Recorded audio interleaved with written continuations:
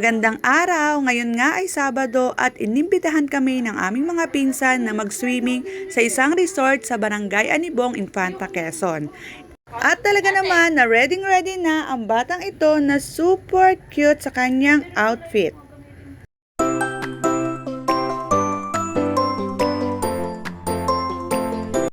At dahil nga excited ang mga bata ay sumakay na sa likod ng tricycle, kala mo naman ay hindi laging nagsiswimming.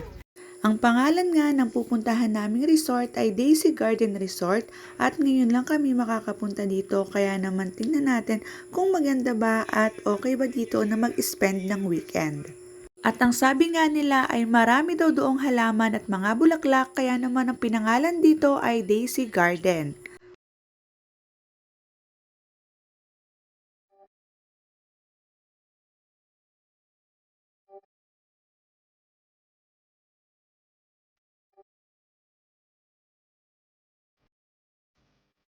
At dito nga ay paalis na nga kami pero bibili muna kami ng ilang balot na tinapay.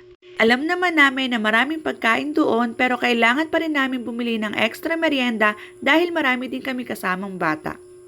At dito nga ay bumili na rin kami ng ilang salbabida para mas ma-enjoy ng mga bata ang paglalaro at pag-swimming. Dahil malapit na nga ang piyesta dito sa amin ay marami din mga paninda at mga salbabida ang nakadisplay sa daan. Kaya lang ay sobrang tataas ng presyo kaya mas pinili namin na pumunta na lang sa Aldea dahil mas malaki ang kamurahan nila dito.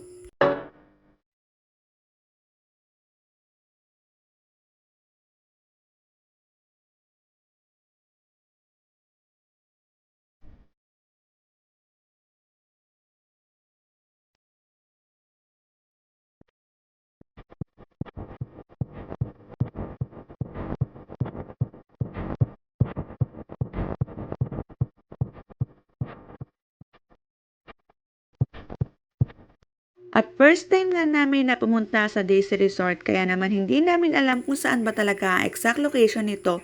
At inabot na nga kami ng ulan sa daan, buti na lang ay merong pandong o bubong itong aming motorsiklo.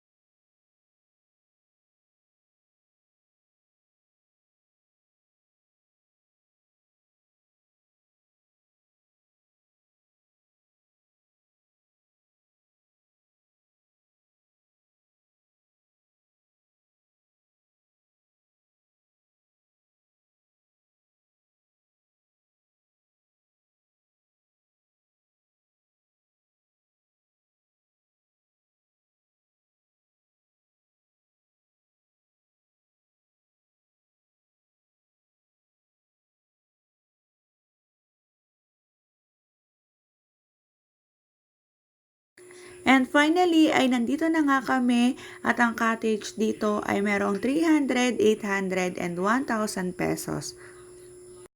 At papasok lang tayo sa isang eskinita at sa dulo nito ay makikita na natin ang resort na ating pupuntahan.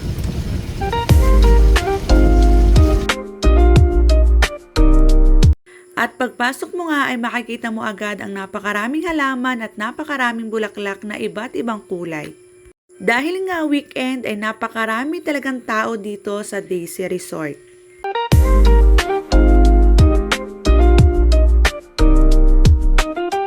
At yan na nga ang mga hinanda nilang pagkain, merong inihaw na bangus, hotdog, pakwan at marami pang iba.